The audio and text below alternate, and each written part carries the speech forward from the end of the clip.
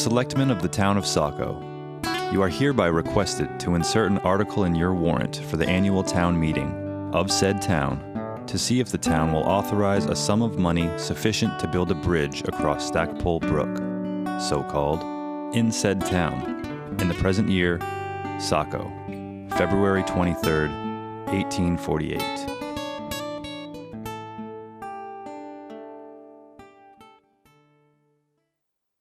Okay, next item.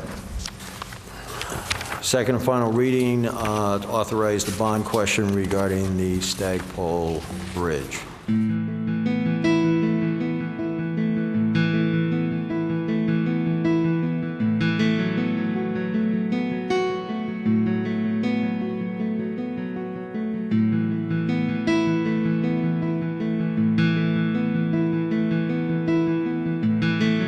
I grew up in Saco. Saco is the fastest growing city in the state of Maine. Great educational system, have a Thornton Academy that people come here from around the world. We have the beaches, Cascade Falls.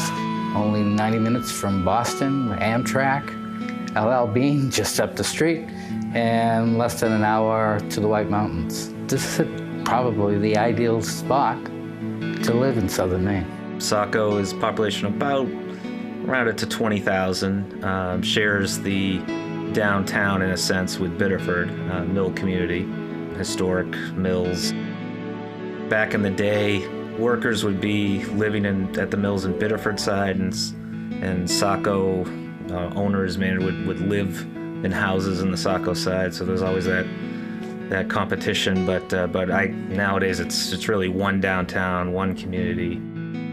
Saco is a very family-friendly community.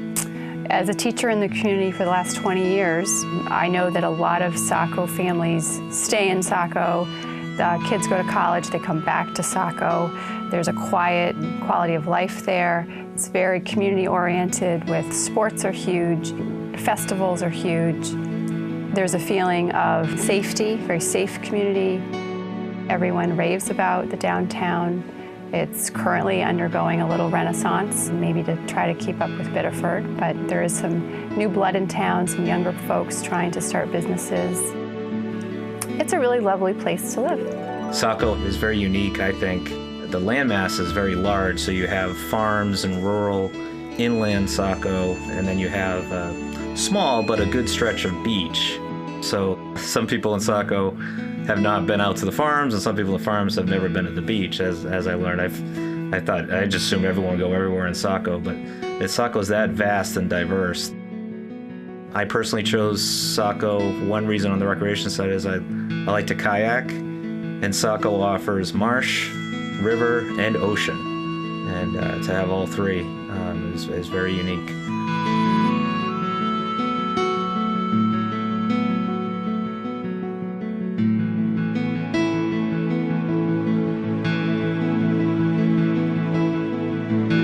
I'm Sue Littlefield. We're on Simpson Road in Saco, part of the rural development area in Saco.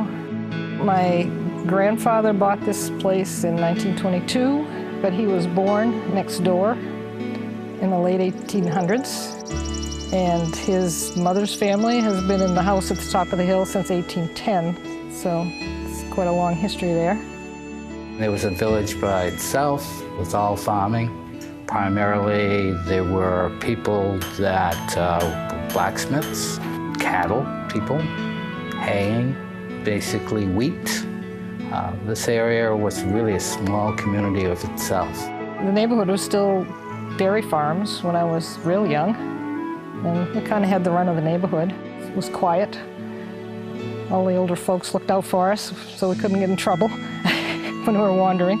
And we used to go down there and wade, and, we had a little raft one year that my father had built for us, and spent the whole summer just floating around down the little pool. And this was a dairy farm, so there were cows down there. They accessed the water. And we would follow the cow paths around.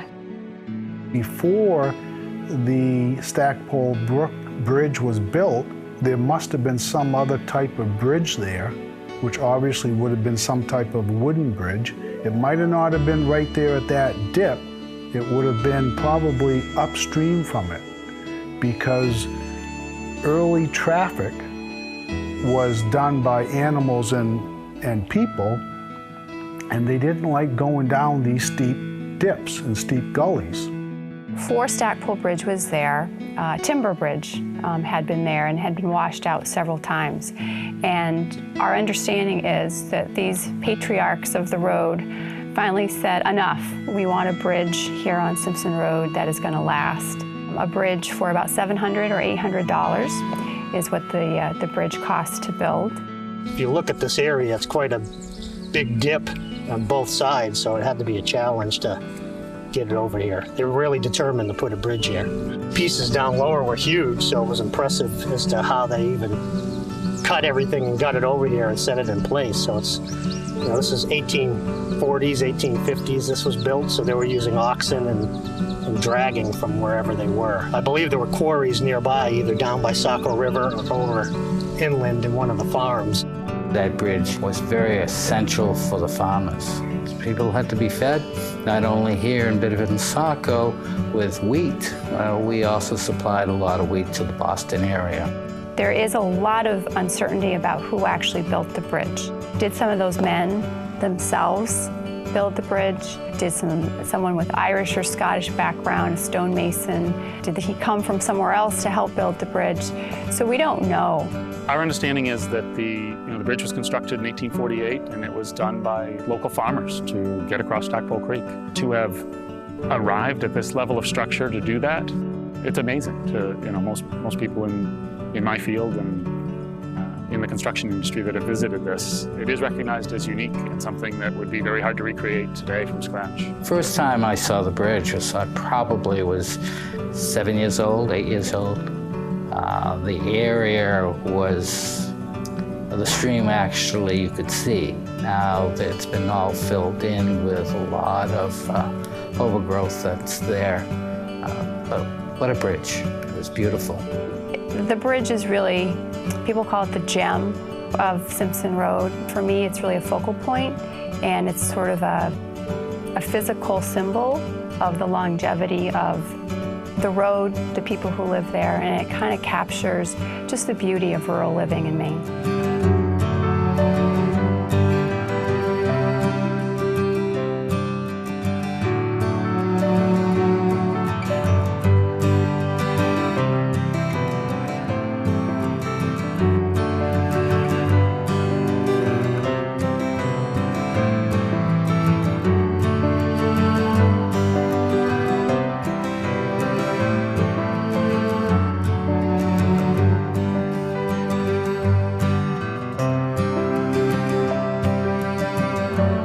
Living right next to the bridge is a privilege. I don't take for granted at all that there's so much history just hanging there in the air.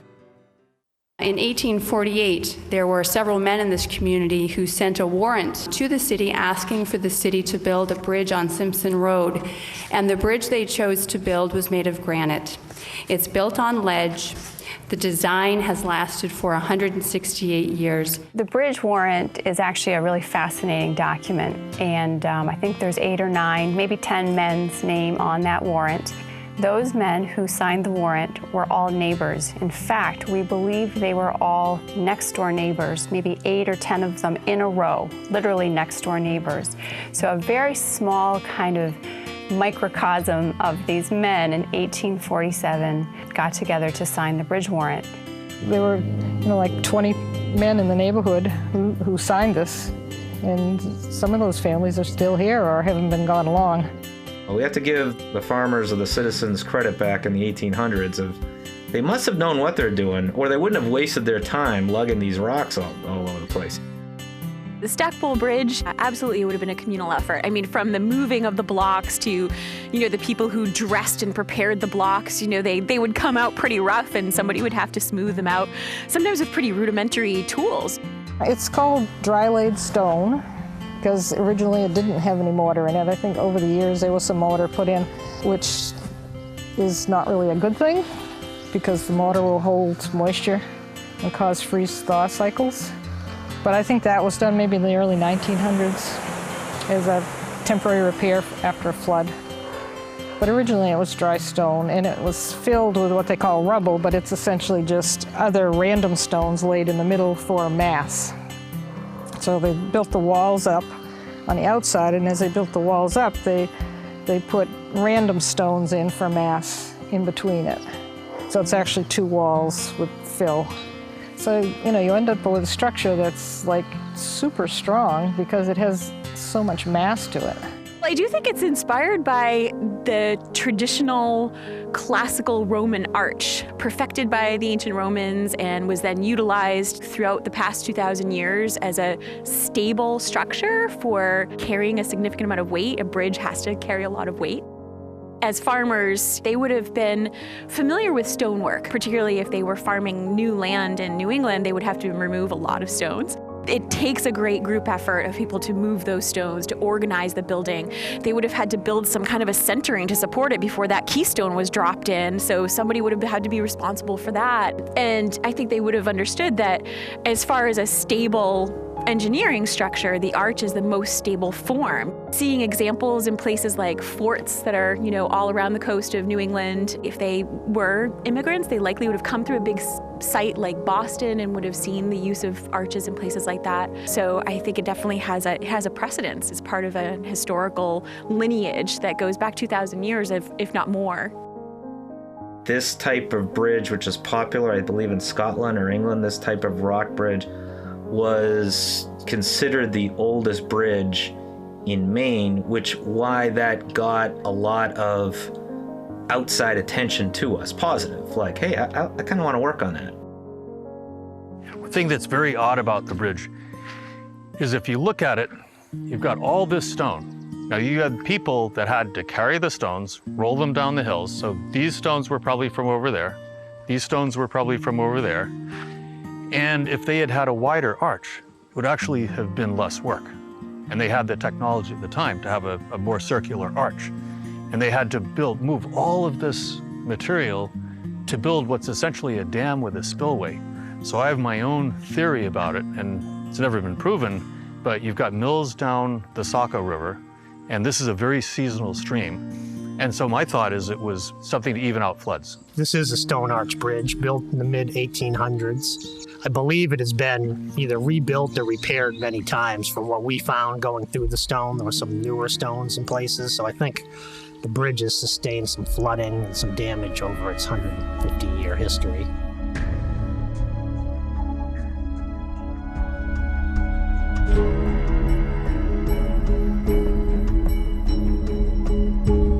The Maine Department of Transportation was doing a bridge review in the early 2000s. And so they looked at this bridge and reported to the city that they thought that it needed to be replaced. So they had an engineer look at it, and they decided they could shore it up temporarily with a steel structure. So in 2001, they came in and built the steel structure in the arch. The steel girders probably was the biggest mistake. Basically, it caught the flood waters and brought down debris, and then got entangled with the steel girders, and that accelerated the problems of the bridge. The bridge was failing because it was stone on the sides in the arch, but the middle was all gravel, and then over the years, the flooding had kind of flushed a lot of the gravel and the sand out, so then the trucks and bigger vehicles are pushing down on the road, so the sides of the bridge were bulging out, and things were starting to fall apart.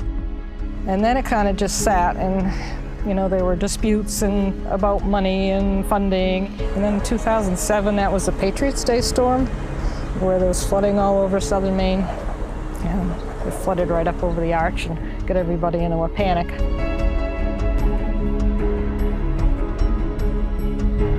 So that was a significant 100-year storm, or maybe even a 500-year storm, as I recall. And that's when the water, boy, it gives me chills to think about it. The water in Stackpole Creek rose so quickly, so fast, that the water came up over the arch and it was about, I don't know, maybe 3 feet from the top of the roadway. We put a stick in the backyard to have a marker to see how fast the water was coming up. And we could see the water was just rising so fast, and it kept going up and it kept going up. The police, Public Works, they came out quite frequently that day and that weekend to really monitor the situation. The rumble of the water, the pressure against the bridge, you could feel the ground sort of almost shaking and vibrating. It was really, really awe-inspiring. However, quite quickly, the rain did stop at one point.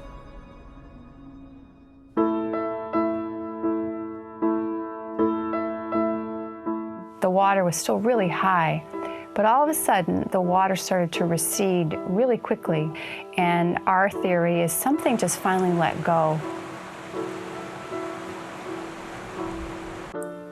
It was certainly an intimidating event. I would say, nervous, but I also knew the house has been standing there for over 200 years, so I felt pretty confident that we'd be okay. The city decided to do something about the bridge. We put in a proposal to save the bridge. The city gave the option of getting rid of the bridge and just putting in a metal culvert pipe and just making it look like any other culvert water crossing. There were certainly two schools of thought about Stackpole Bridge, and there were many people in the city, particularly the Public Works Director, who really felt a replacement bridge was the best alternative. We had a piece of failing public infrastructure. We wanted to upgrade it to today's standards, and we looked to do that at the lowest cost option. When the city finally decided to put the bridge out for bid, for project bids, contractors had two choices. The bid process was to either rehabilitate Stackpole Bridge or to replace it. Real, true restoration is in excess of $1 million. People wanted a new bridge, and we decided that the city was divided, so I set up a committee with people that lived out there, Public Works, the fire department, and people that were totally against rebuilding or restoring that bridge. When it first came up while I was on council, I was actually kind of negative about it, not necessarily rehabbing the bridge. I think my motivation first and foremost was to resolve this. Like, look, this is not going to be kicked down the road anymore. We've played with this bridge for longer than the people that live out there should have had to put up with this. We've had the money, we've got tangled up in antique bridges, we had the old guy from Scotland, the old guy from Pennsylvania, and we still have a bridge that isn't safe to use. We've played with this and played with this. Let's get it done. What's the rush to... The rush is those people out there are basically landlocked without using another town to get to their downtown.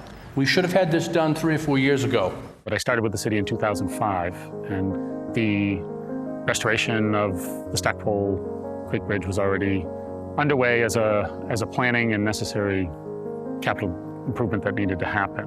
Also, what happened when I was elected council is the bridge was actually shut down. Like, you now could not pass it. So you had the other issue of residents that are getting taxed without services.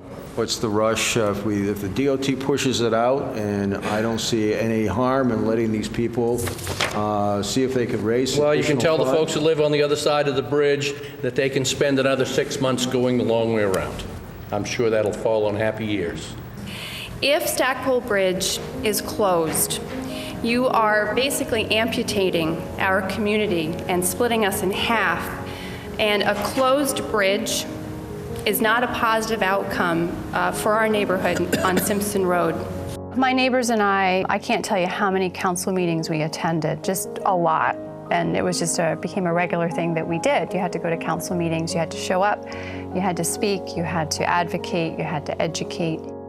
I have probably attended more council meetings for the Stackpole Bridge than any other one piece of infrastructure in our community. This project went through 3 different public works directors. It went through several different sitting councils, and it went through 3 mayors.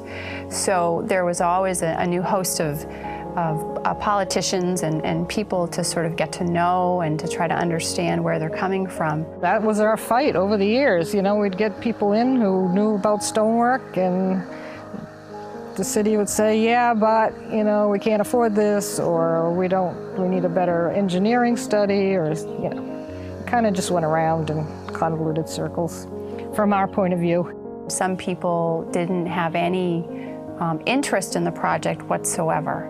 The people that were not for rehabilitation really did not care about the history of the bridge. They just did not care. I mean, that's not to say that they're bad people. That's the way they chose to look at the situation. There were several counselors who thought the bridge was really just a pile of rocks, no historical significance whatsoever. And I go back a number of years around here with this bridge. He brought back a TV series some 30, 35 years ago.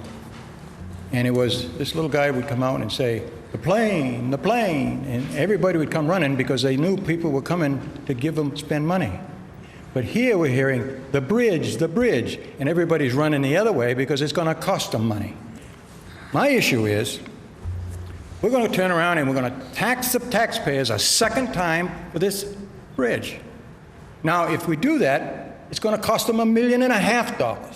We're not talking $1 million. We're talking $1.5 million for this damn bridge. And it isn't right. And it isn't right to expect the taxpayers to do it. I don't think it's fair, and I don't think it's right.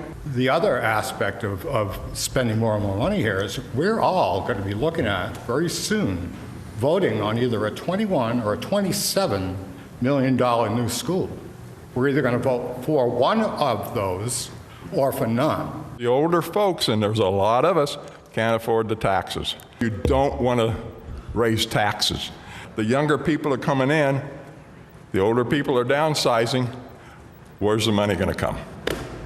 I get the concept of historical things and how nice it is to have them, but you know, this is a 30% increase. While the bridge had been on the list of necessary projects to occur since the early 2000s, it didn't become permanently closed to through traffic until 2013. The movement of the stones and the varying conditions of the bridge just warranted full closure.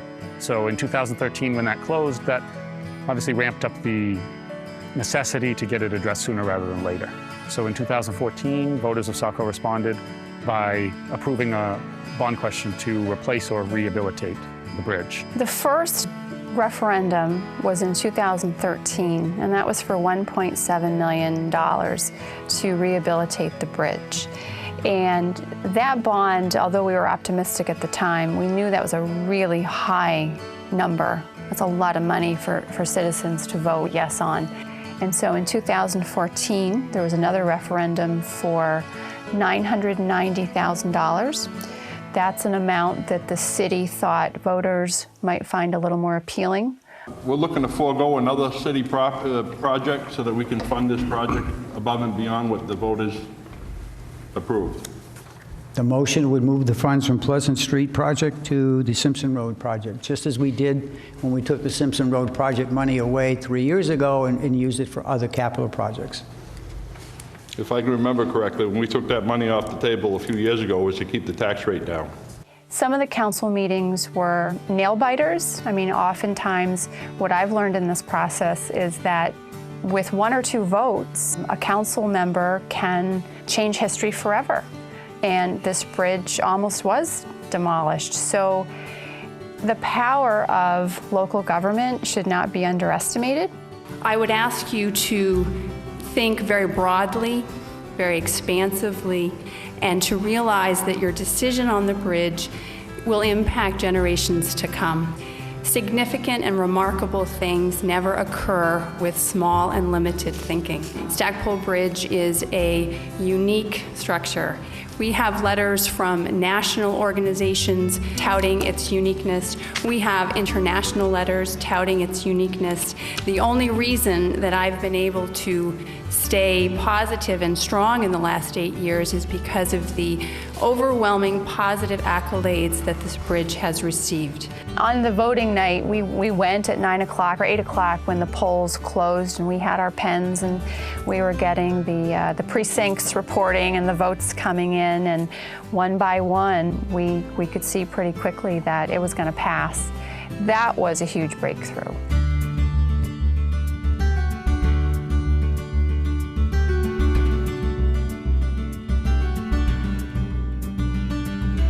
I've come to appreciate rehabilitating the structure as long as it could still meet our core infrastructure needs, to be able to carry the weight. There were concerns with how narrow the bridge is, to be able to let enough water through, but with the removal of the bracing that had been in there for 20 years, and an understanding that we will have to keep the debris clear from the entrance to it, that's just one example of the compromises that were made to understand it has a value. It might need some extra care in some ways, but in other ways it's going to last longer than other infrastructure we have. So it was really just this balance of history and function. We got awarded the contract in the end of 2015. And we started design work with John Watney working on it and some of our engineers. And we did have challenges there because our initial idea didn't really work out. So we had to go to a different idea, which was to take the bridge apart piece by piece, except for the arch. And then we're going to put everything back together by building a bridge inside the bridge. So there's some structural concrete pieces that lock together inside all the stonework. So that was our approach. The challenges right away were we really didn't know what was inside the bridge. So we had to very carefully take the bridge pieces apart in the inside of the bridge because there were stones all crisscrossed everywhere. And if you pulled one, that arch could have fallen down. So it was a very slow process, and then we had to pour concrete placements around the arch to make it all solid for the future. The construction project was just 4 seasons. It started in the summer, it went through the winter, continued in the fall. The whole bridge project was certainly fascinating to watch. Stripping back the roadway was the first step, getting rid of the pavement. And then the slow, tedious process of removing the granite blocks. The project started in June of 2016, and it took all summer and all fall to get the bridge sort of removed just down to the arch. And it was really difficult timing. The real construction of the bridge occurred in the winter. And the winter of 2016 and 17 was bitterly cold. It was one of those winters where it was like below zero for a month at a time or something like that. And I never had so much more respect for guys who work outside in those conditions.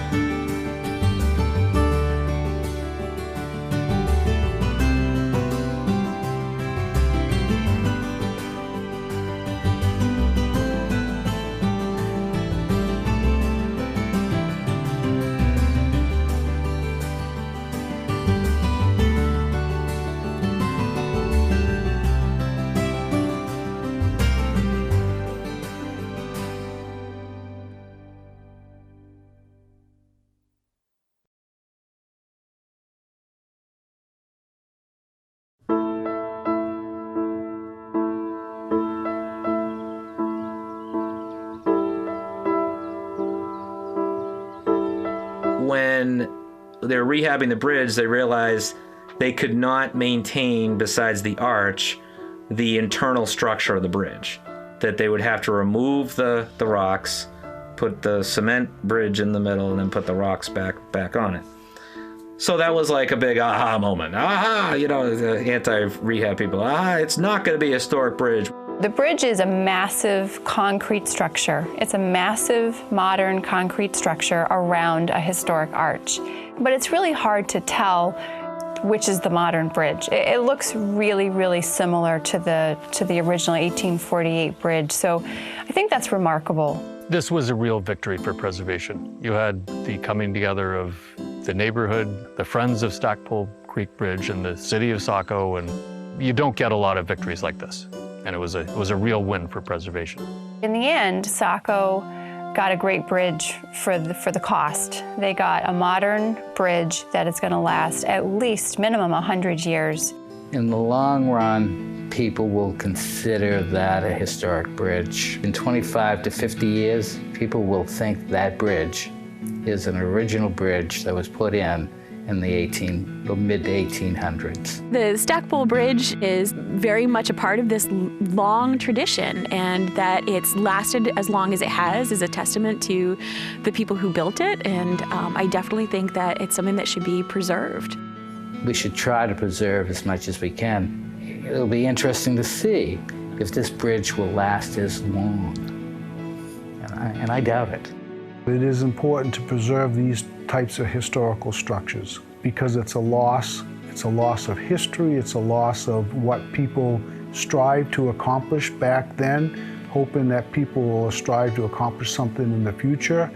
I look back at the Union Station where they destroyed the Union Station and they just did it, and now everybody wishes that they didn't. Why? Because it was such a tremendous structure that would be appreciated today. So it's good to have these historical structures so that we can preserve what these forefathers have done before. We've lost a lot of historic buildings. People during the 60s had no feeling about preservation. The new people have more of a heart for historic preservation. In a lot of areas in New England, we see a lot of this sort of looking back to a classical past. It's really important, particularly for structures that become part of the visual language and culture of not just that particular region and town, but it becomes a sort of tradition for New England to be able to create these significant structures that are still standing, that are stable. It's a part of our history now, and I think it's important to preserve that history. There's certainly a cycle of history that happens again and again.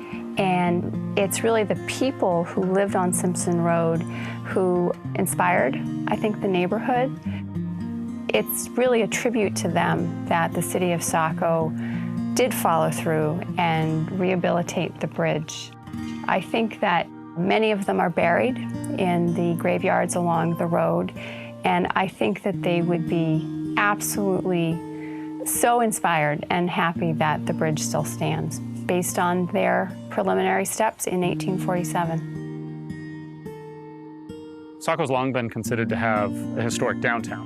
What this structure helps do is sort of link that to the rest of the community. Saco's pretty concerned about their downtown history, and they take a lot of care about preserving it, but they don't seem to be very concerned about rural history.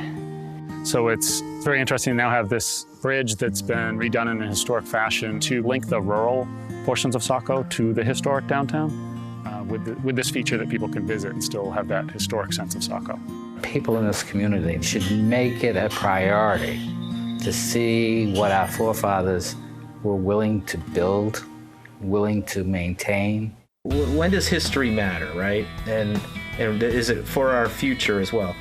So by capturing all of Saco, like this is part of Saco, a 20,000 population, seaside, tourist, manufacturing, business, mill district, downtown. I mean, it's part of that whole thing. I mean, that's what justifies it.